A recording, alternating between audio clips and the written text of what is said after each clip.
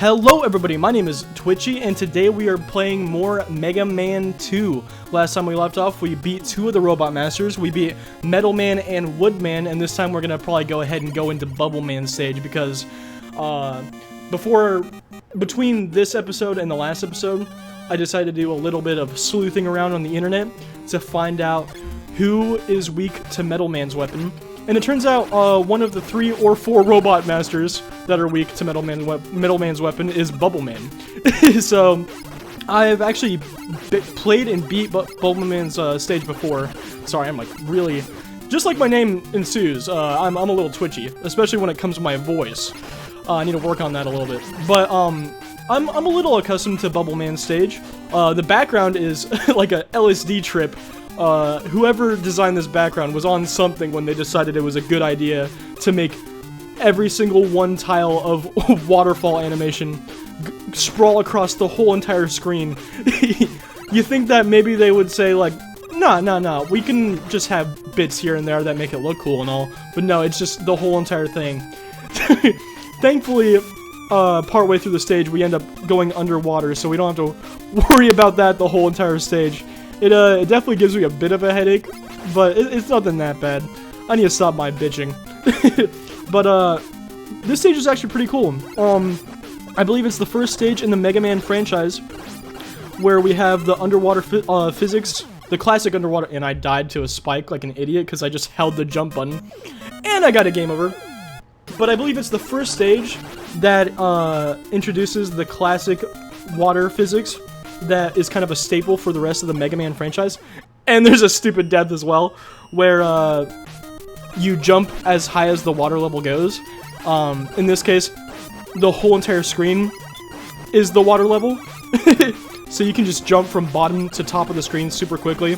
And this is a pretty cool mini boss we got here, shooting out little shrimpies and stuff that spawn very quickly in rapid succession, but it's not really that difficult or anything, per se, I'd say. This level is kind of satisfying to go through, actually, especially speeding through a section like this, where you have to have, like, precise jumping and everything to make sure you don't hit the spikes. It seems unfair or kind of over the top to have a bunch of insta-death spikes, because another thing about Mega Man, spikes always mean insta-death. That's just how that's gonna work. It seems a little over the top to have insta-death spikes everywhere, but it's really not that bad in this level. As long as you have a good control over Mega Man, you'll be fine. And this game controls way better than the first game ever did. In fact, I don't know if I'm ever actually going to play through the first game, because the first game's controls are... It kind of feels like Super Mario 64, and Super Mario 64 is a great game, and so is Mega Man 1 to a certain extent. But the controls are so slippery, I just can't really get behind it. And also, I don't know what it is specifically. I think when a platform disappears under you, or if you move off of a platform or something, Mega Man falls like a dang rock in those games. I don't know why I pressed the pause button there. Oh, yeah, okay. I'm going to the menu, and for some reason, whenever I'm playing these Mega Man games, whenever I go to the pause menu, I just get so like flushed. My brain just stops working. I forget which button it goes to the pause menu for the save states and which button goes to the pause menu for the actual game. But earlier there, I tried to pull out the leaf shield because I thought it would help me, but I forgot that the leaf shield in this game, I believe it's the first ever weapon in the game that, or in the series, that is a shield-based weapon. But unlike most of the other shield-based weapons in the franchise, this one you cannot walk around and have it protecting you. You have to be standing still for it to stay attached to you, basically. As soon as you move in either direction, Mega Man will throw the shield in that direction, and it kind of throws me off a little bit. It's something I'll just have to get used to as we play. This is Bubble Man's fight. It'll be over just as soon as it started. It's so easy with the Metal Blade. And it's really not that much harder without the Metal Blade. I've done it Buster only. One of the few fights in this game I've done Buster only. And, in fact, something I forgot you can do while fighting this guy was that, you know, you can shoot the Metal Blade in 8 directions. So you can shoot up directly above you and diagonally and everything. So if you want to make a easy fight even easier, just remember what you can do with the Metal Blade and you'll be completely fine. But we got the bubble lead, which I doubt I'm gonna be using very much. It's probably one of the weaker weapons in the game from what I can remember. But after Bubble Man, I decided to go for Airman. Airman likes to get high, you know what I'm saying? Mega Man over there on the side is like, yeah, man, I know what you're saying. And then Dr. Wily down there in the corner is like, I get what you're saying. Okay, I don't know why I made Dr. Wily Papyrus, but Airman stage is a very interesting stage in that I don't really understand what the designers were thinking. I mean, it's a good level, but these like floating head blocks with the spikes coming out and the enemies protruding out, I don't think I would have ever come up with anything like this in my lifetime. This type of block or platform is very creative, which is it's a good thing. It's just so random. Like I don't know what it is to me. It just looks really goofy too. The snout on it, I don't know if that's supposed to be a snout or a nose with like a nose ring. And I don't know if the line at the bottom there is supposed to be a mouth or what. But it's always just looks super goofy to me. Like I want to see a more detailed image of what this thing's supposed to look like so I can get a better idea of what the face is supposed to be. Because it could be a Birdo type creature, or it could be like a gorilla with a flashing metal or middle beam eye. I don't even know what that's supposed to be. This stage gets a little tricky though. I'm not gonna lie. And this part confused me pretty badly. I decided to pull Leaf Shield out. I don't remember why. But it took me a second to realize I had to respawn the platform. This part gets your butthole so tense. Like, I think this is the most tense my butthole has ever been. Even after eating Taco Bell, has it not ever been this tense. It's nothing too bad. It's also a little slow paced, and I probably could have cut down some of this wait time a bit better here. But during this whole sequence, I was just so nervous. You have to kill the guy, and then jump on his platform in the same motion, because if you let the platform you're supposed to jump on go off screen, then obviously the enemy just respawns, and then you have to repeat the whole process again. So it's actually really tricky. And of course, I'm not a Mega Man veteran, I'm not the best gamer or anything, but pulling out Metal Blade helps, and luckily I remembered that I have it. One of my biggest problems when playing Mega Man is forgetting that I have all these special weapons that could help me outside of the boss fights. Like, there are weapons that help you immensely just in the stages themselves, and I need to remember that I have that as an option.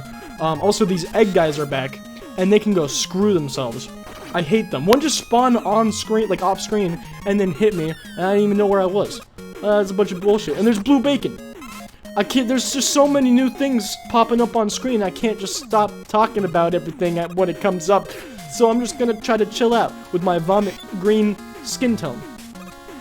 But we basically have a harder version of the beginning of the stage with these big snouty blockhead guys. I'll just call them the big snouty blockheads. That could be a band name if you think about it. The big snouty blockheads. You know what? If I start an indie rock band, I'll be sure to call it that.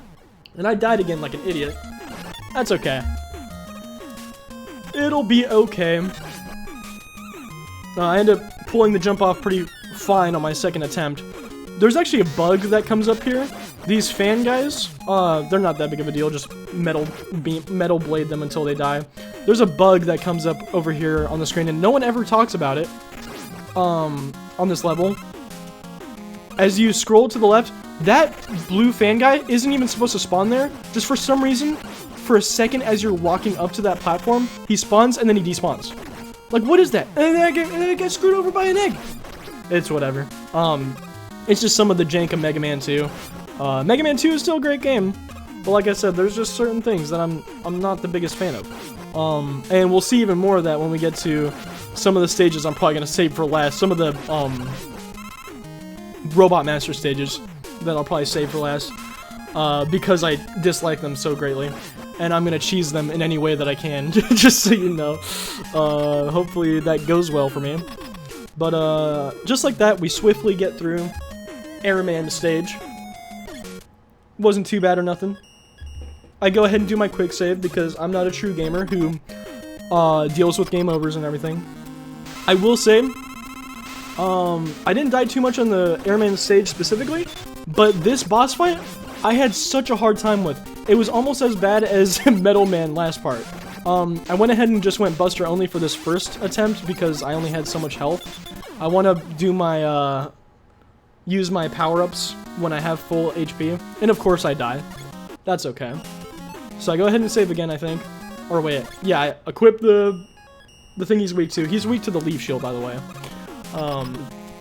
But yeah, I pulled up my leaf shield out, thinking it's going to be pretty easy. But even with his weakness, this fight is a pain in the ass, because as you can see, the tornadoes he shoots out, which he shoots out 1,000,000 of them, block the freaking leaf shield. And it's just so infuriating watching my leaf shield drain and just watching the projectiles go dink against this tornado.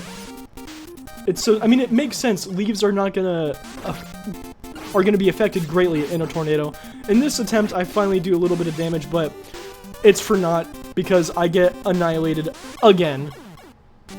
And this is another montage of just me dying over and over. I got pretty rageful in this section too, and I went ahead and went Buster only, seeing if I could go ahead and beat him, but it's just so difficult to dodge everything. It's horrible. There's actually a trick to this fight where you can actually end up behind him when he does his jump, and you can just spam Leaf Shield. I will definitely be doing that when it comes to the boss roundup at the end of the game, because there's no way I'm gonna just do this normally. Otherwise, I'll tank a little bit of damage, let him jump, and just spawn camp behind him. Or spawn camp? I don't know what I'm saying. You know what I mean, though. But as of this whole attempt round, I just fought him normally with the Leaf Shield. And it didn't go too smoothly. And something else I realized, I believe this is the winning attempt, but something else I realized is when you get a game over, the E-tanks that you collected, you do not get to keep. The game says, screw you. No more E-tanks for you. All those E-tanks that you tried so hard to collect, you don't get to keep them. What do you think, this is a baby's game? No. This is Mega Man 2.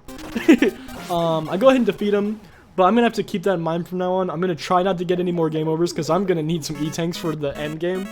I'm sure. There's no way I'm going to get through that boss rush with no E-tanks or anything. Oh, man, that's going to be fun. That's going to be great. But, that's a problem for future Twitchy Bogus to worry about. I went ahead and got the, whatever it was called, the Airman weapon.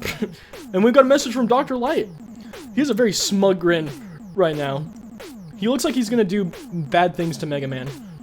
But we get item 2. And, what does item 2 do? I'm not entirely sure. But we'll go ahead and get equipped with item 2. It's so vague what item 2 could mean, but it's okay. We're not going to worry about that until the next episode. If you guys like this video, like, comment, subscribe, and I will see you next time. Bye-bye.